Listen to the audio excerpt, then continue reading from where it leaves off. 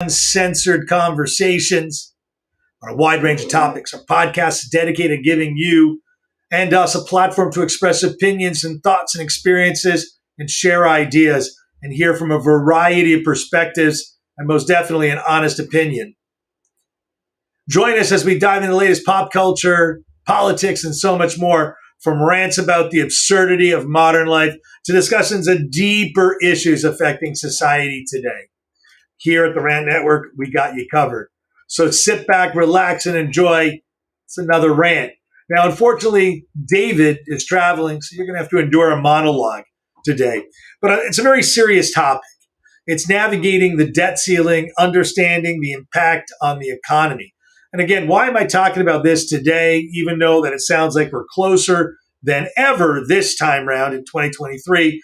But it's because I'm getting so many questions and calls, I figured I'd better take a chance to give you maybe a better understanding. So the impact of the economy in this episode, I'll delve into the concept of debt ceiling, significance, and potential implications it has in the economy, as I demystify the complex topic and provide an insight to what I believe is debate surrounding the debt ceiling. First of all, I think you should know, what is a debt ceiling? It refers to a statutory limit set by the government on the total amount of debt it can incur. In the United States, the debt ceiling is a legal restriction on the amount of money the federal government can borrow to meet its financial obligations.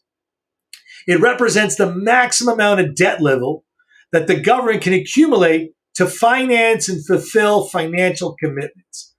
In essence, it's an Amex card without a limit, but they can deny charges once you reach a certain point, and it can affect your credit adversely. If the government reaches or surpasses the debt ceiling, it faces a shortfall in funds, needs to meet its obligations, like SNAP, unemployment, paying the military, paying federal employees. This situation could lead to a government shutdown, delays in payments to employees, as I said, contractors, suspensions of certain services, even to meet its ever so big international debt obligation. We'll get to that.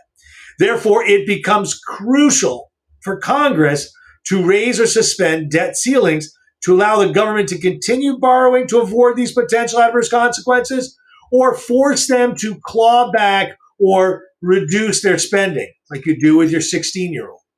Raising the debt ceiling limit requires legislation to be passed. It needs to be ratified in both houses and then signed by the president. The debate surrounding the debt ceiling becomes very politically contentious, as lawmakers from both parties have different views on government spending, fiscal responsibility, and the appropriate level of debt. These debates, negotiations, compromises that need to be reached to get this debt ceiling. To accomplish this, there's discussion on budgetary reform, spends, cuts, revenue increases, programs, right? All this money comes from somewhere, right? The debt ceiling has implications beyond the federal government finances. It impacts financial markets, investors, right?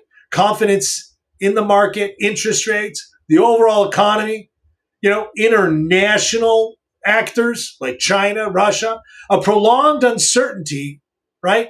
Debate over the debt ceiling potentially leads to increasing borrowing costs for the government, reduces investors' confidence, and brings volatility to the market, right? In summary, the debt ceiling is a legal limit, like a credit card, on the amount of debt the government can accumulate. It plays a crucial role, right, on managing our economy. And if it doesn't go addressed, there's quite a bit of problems, right? So the significance, as we discussed, is the policy, the way it finances itself. The significance is limiting the government from borrowing. That's a key fact that one government party versus another seems to take a side. The debt ceiling acts as a restraint. So the government doesn't have a blank check with yours and mine or anyone that pays taxes. And it's a mechanical control to prevent the accumulation of national debt and have fiscal discipline, like a budget, like you and I have to have. Right, hang on, just wait by my notes. Congress is the branch of government that oversees this. The ceiling that they do, depending on who's in control, forces policymakers to approve or disprove, facilitating this fiscal responsibility, spending priorities, and the overall national debt. The impact on government operations, it's kind of really simple. Severe consequences are government operations cease to run.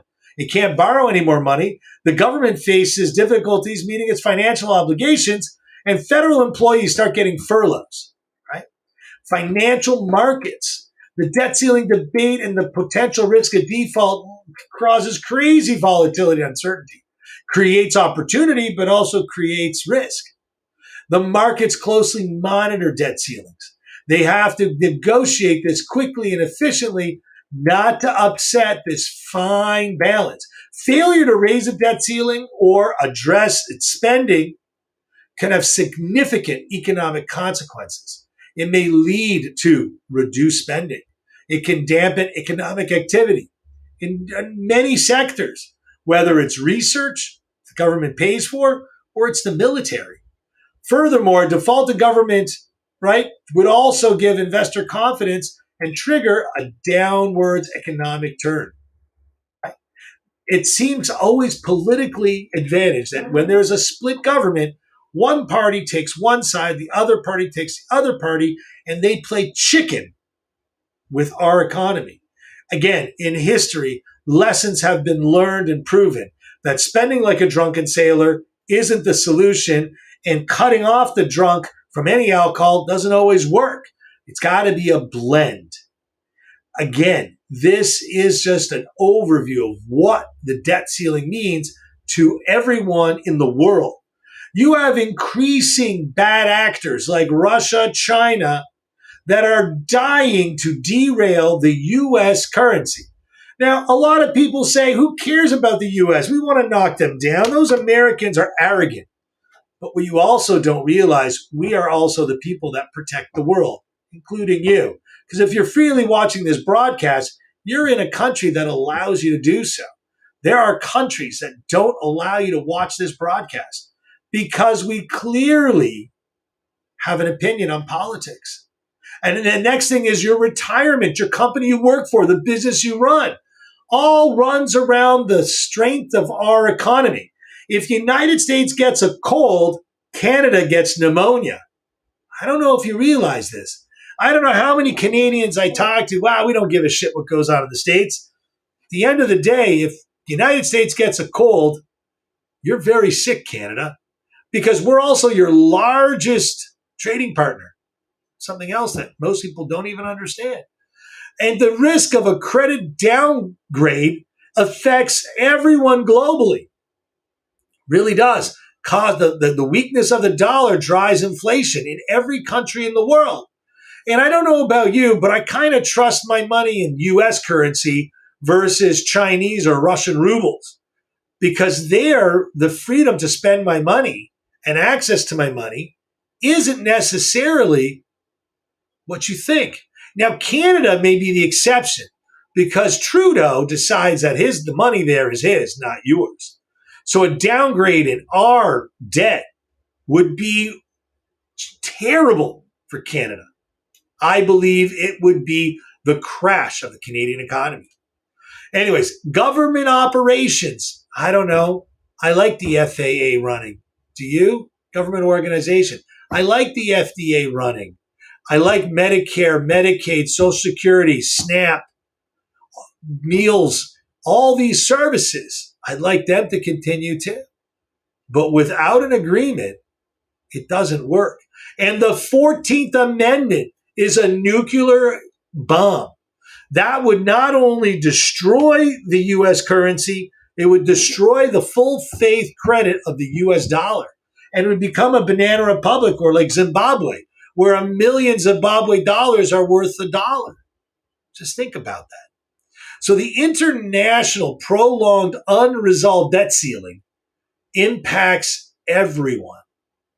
Everyone. Concerns among international investors into the United States drives wherever you are. People don't like to hear that, but it's the truth. So in conclusion, the economic, financial implications of debt ceilings are more significant because it costs everyone, every single one. You, me, in Canada, United States, in Europe. And if you don't get a bipartisan compromise, it will be the end of what we know as the norm. And I don't think either party would like to do it in the center. Now, there are peripheries of two parties, Democrats and Republicans, that want the nuclear bomb. We have, the squad on the left that says invoke the 14th. You even had a guy who can barely speak English because he's, impaired, who should be removed from Congress, but somehow found his way back in. And they have to rewrite his statements. Is no different than Donald Trump saying, let's invoke the 14th, let's go nuclear. But again, they're both trying to show their bravado in negotiating. And we know Donald Trump is a shrewd negotiator. Now, guys, a disclaimer. The information I provided in this podcast is for educational purposes only and shouldn't provide for any financial investments, and you should consult your financial advisor for this advice. Again, consult a qualified professional that you trust for your situation and your investments before making any sizable investment based on this podcast.